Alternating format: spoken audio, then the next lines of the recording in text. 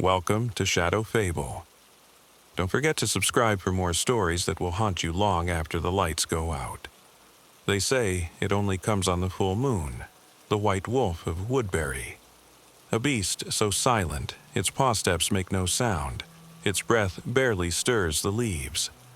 But when it looks at you, you feel as though you've been seen, completely, as though your very soul has been measured and found lacking. People in Woodberry don't talk much about the wolf anymore. Not openly.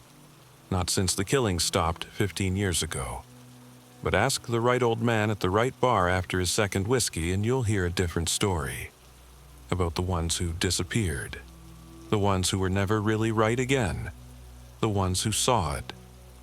I used to think it was just a legend until I moved there. The house I bought was far enough from town to be quiet, but not so far as to feel isolated.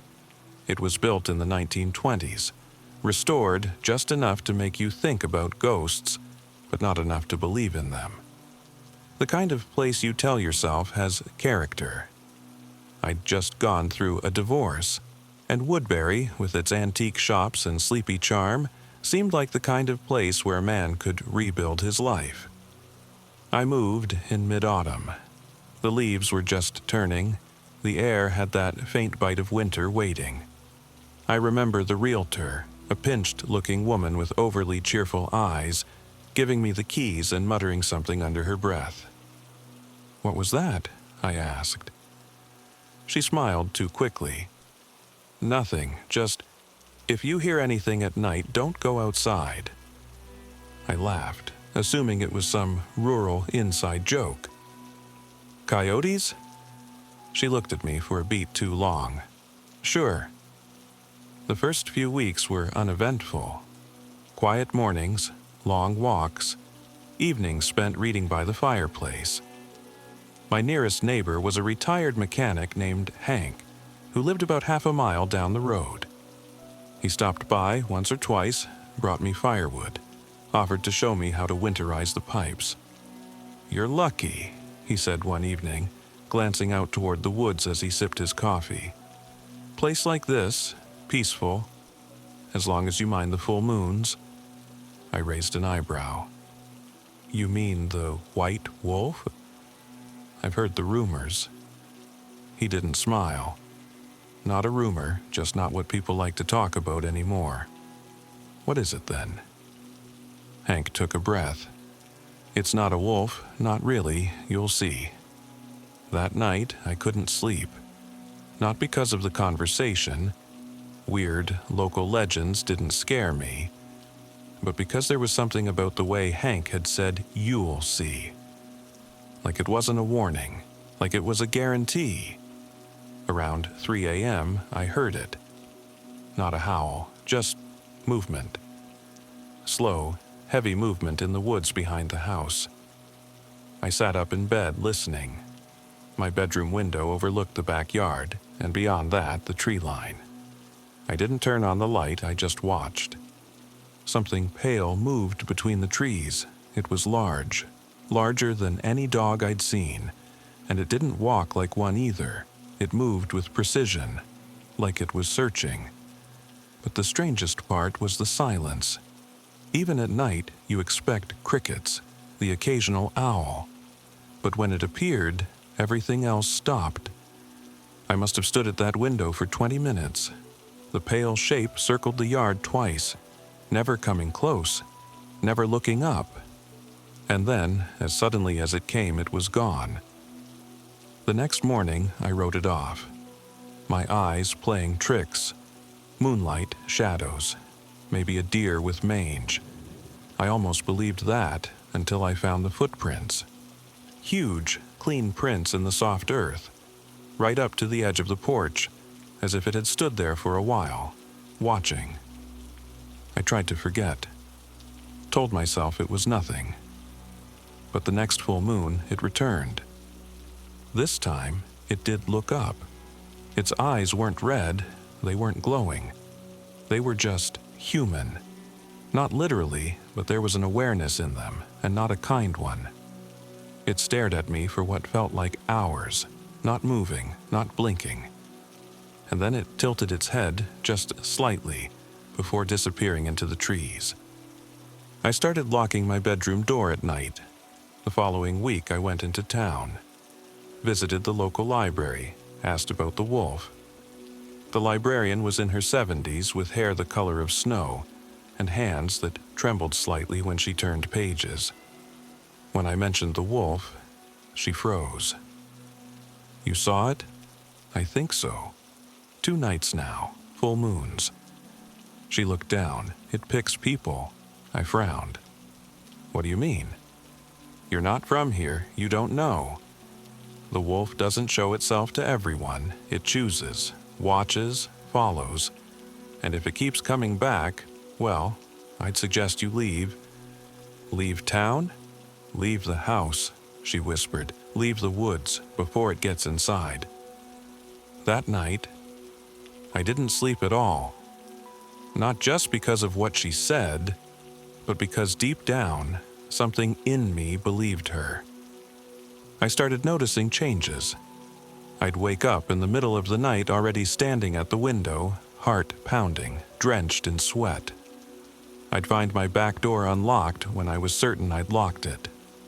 I began dreaming of the wolf, its eyes, its breath on my neck, its voice in my ear. It never spoke words, just sounds, but I understood them. It was hungry, not for meat, for fear, for presence. It wanted to be remembered. I began keeping a journal. I wrote down everything, the times I saw it, the dreams, the noises. Each entry became more frantic, less coherent. Some mornings, I'd find pages torn out and burned in the fireplace. I live alone.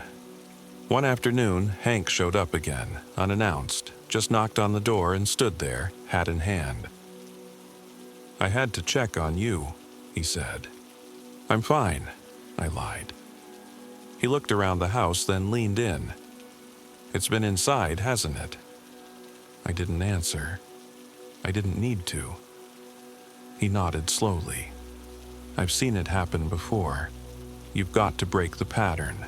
Get away during the next full moon, just one night. It resets something."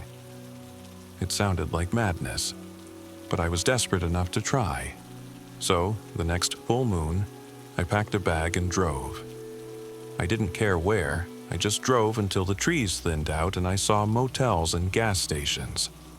I booked a room and waited. Nothing happened. I didn't dream. I didn't wake up sweating. When I returned home the next day, the house felt lighter. For the first time in months, I believed I'd broken whatever spell I'd fallen under. Until that evening. There was something on my porch. Not the wolf. Something worse. A photograph. It was old, faded, black and white. A group of people standing outside what looked like my house, though the porch was different. 10, maybe 12 people, staring straight into the camera. Their eyes had been scratched out. On the back, in shaky handwriting, "You forgot to ask who built the house." I stared at the photo for a long time. My hands were trembling, but I couldn't bring myself to set it down. The faces, though eyeless, seemed familiar. Not as individuals, but as shapes that had haunted my dreams. Their outlines had appeared behind trees, in mirrors, in the shadows of my room. But I'd never seen them this clearly before.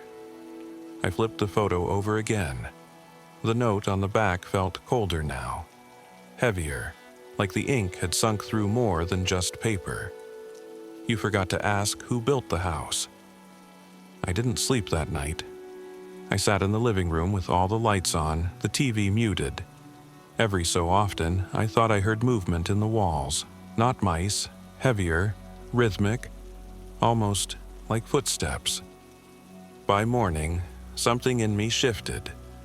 I drove straight to the town's historical society, a dusty one-room building behind the courthouse that no one seemed to visit anymore. The man inside was ancient, skin like yellowed paper, cataract-clouded eyes that still managed to pin me in place when I asked about my address. He said nothing at first. Just got up, went into a back room, and came out with a leather-bound ledger. He flipped pages until he landed on one entry, then set it down in front of me. "Built in 1923, he rasped, "by a man named Eli Covener. Why does that matter?" He looked up at me. "Because Eli wasn't a man."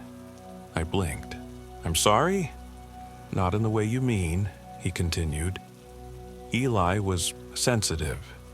He built the house as a marker, a tether, to them. People disappeared, animals too.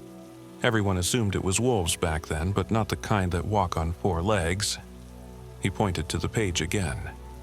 Next to Eli's name was a single phrase, circled in what looked like charcoal.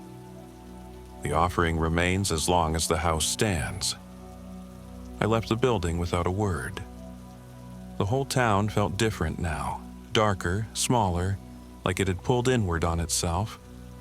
Like it knew I was trying to leave the story it wanted to keep me in. That night, I had another dream. The house was gone. Just trees, open sky, and the wolf, standing where the porch used to be.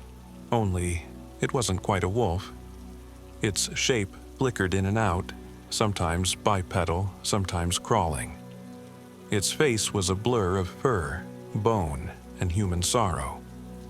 It walked toward me and whispered a single word, spoken in a voice that echoed with hundreds of others layered underneath. "Stay!" I woke up screaming. My hands were dirty. My feet were muddy. The front door was wide open. I decided then I had to burn the house down. It wasn't rational, it wasn't even legal, but some primitive part of me was screaming that fire was the only thing left, the only language this presence might understand. I waited until nightfall, poured gasoline in the corners, across the floors, up the stairs. The air itself felt like it was resisting, like the walls were breathing. And then I struck the match. At first, nothing. Then a faint hiss, not from the flames, but from behind me. The wolf stood in the doorway, inside the house, watching the fire with eyes that were no longer human, no longer animal, just ancient. And it smiled. Not with lips or teeth, but with its entire presence. I felt it inside my skull, a pressure behind my eyes. "You break the house," it seemed to say without sound, "and you become the tether." The flames roared up suddenly, a heat so intense I staggered backward. The wolf remained where it was, unbothered, fading slowly as the fire consumed everything. I ran. I don't remember how far. Only that I didn't stop until the trees thinned, and I could no longer smell the smoke. The fire made the news the next day. Electrical fault, they claimed. No one hurt, no one ever mentioned the wolf. I moved states, changed my name, got a job that doesn't ask questions.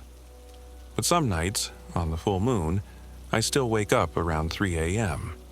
And outside my window, wherever I live, I swear I can see something pale just beyond the trees.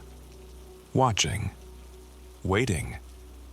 Because maybe I didn't destroy the house, maybe I just moved it inside me.